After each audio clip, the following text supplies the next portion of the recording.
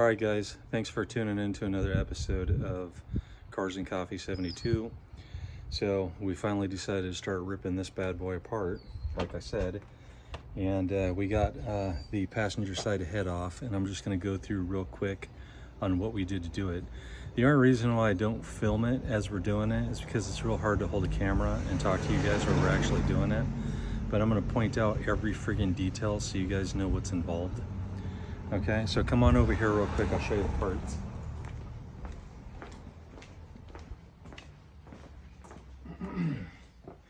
So this is the passenger side head. As you can see, we took the whole thing off with the exhaust manifold because it's impossible to get to all these little bolts because the whole thing is so close to the side rails of the vehicle that where it'd be almost impossible to get to these. So it's just easier to pull it off as one piece. That way, if for some reason or another you shear one of these off or whatever, it's easier to deal with it while the whole assembly is outside the car. The only thing we had to do is take the two bolts off of here and then just gently pry between these to break it loose. Now when you pull this out, there's going to be a nut right here on the front that holds the dipstick in place. So you're going to have to reach down here, it's a 10 millimeter, and pull this one nut out, and then the dipstick will be loose from the head.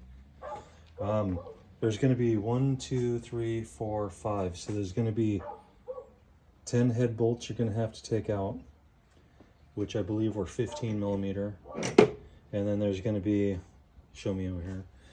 And then there's going to be 5 10 millimeter bolts here on the top that you're going to have to take out. And those are them right here. Then you're also going to have to take out the intake rocker arm assembly, which will be this one here, and you can tell which one's which because you can see the eye right on here for intake. So that'll be the intake side, and that usually is on the top of the head. And the exhaust is obviously near the exhaust on the bottom of the head. It's really easy to tell which one's which because they're marked intake. Always remember the exhaust one goes towards the exhaust manifold. And those are 10 millimeter. You can see here I take each one of them out and just put them back in there. And then make sure that you pull out all the push rods. There should be 1, 2, 3, 4, 5, 6. There should be 8 push rods. So I have all the push rods for this side, all the push rods for that side. On the back side of the head, I believe it was bolted right here. There's a little sensor, and there's also a ground wire. So you got to pull that off too and set those to the side. They'll be part of the main wiring harness, but you got to pull that off. Because if you get to pull this off, you'll tear it all up and you'll cause damage to the wiring harness. And if you don't remember to put the ground on, you'll have some issues. Now, just be really careful when you go to pry the head up. The way that I did it was I just used a real short, stubby pry bar and just kind of lifted a little bit till I saw the coolant flowing through.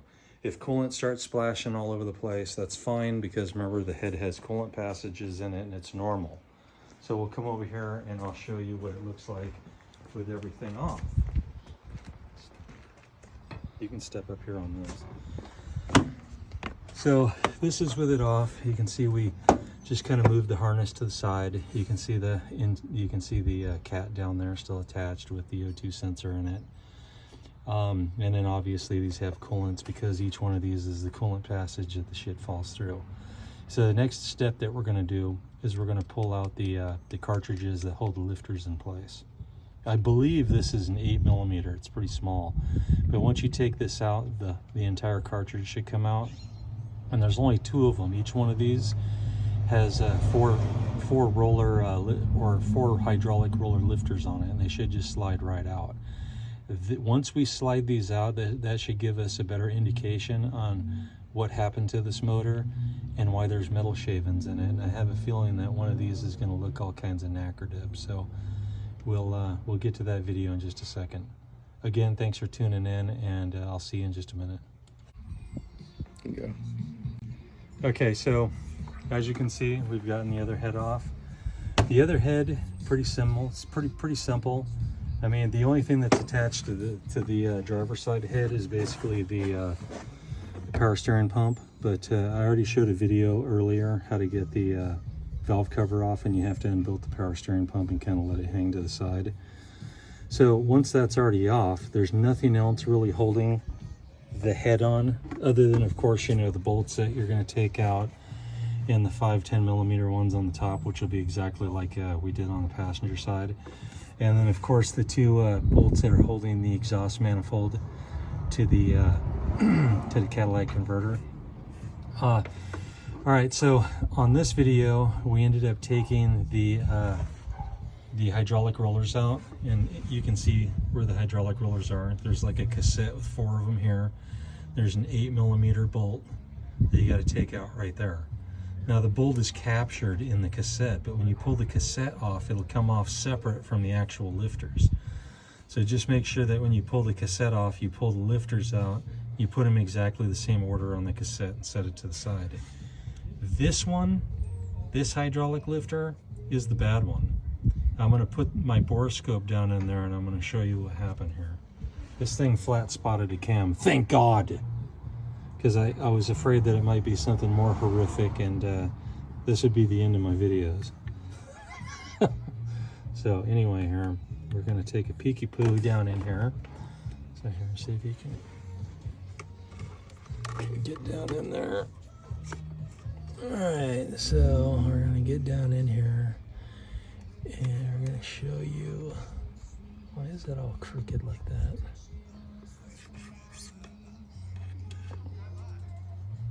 Alright, so if you can see on the video right here, you can see the very edge right there where it's kind of like a gold color is where the lifter seized up and buzzed the roller. And you can see the top of the roller right there. Doesn't look so hot. You can see it all grinded up. That's the lobe on the actual cam. This is what it should look like. See how smooth that is? And you can see where the roller's rolling across the top of the lobe. That's what it should look like. This is not what it should look like. It shouldn't look all grinded up like that on top, and it shouldn't have a valley on the edges like that. So let me show you the actual roller and you'll get a better idea what I'm talking about.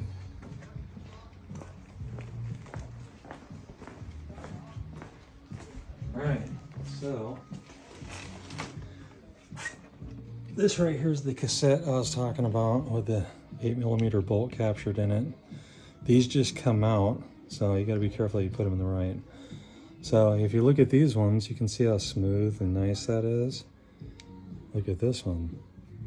It's all flat spot on the top, chewed up. It even chewed up the corners of this. So this thing failed and caused no compression. So that's why we're going to have to pull the cam out and replace it. But that's what happens with the MDS. And this isn't even an MDS roller. This is a standard roller. These are the MDS with the holes in it. So go figure. That's because, like I was saying on one of my other videos, it's not good to delete the MDS, and I'll explain that later on as to why. So again, thank you guys for watching. And pretty soon here I will update you on the progress and exactly all the certain things that we're going to have to go through to get the cam out and all that. So stay tuned, you guys get to see all that.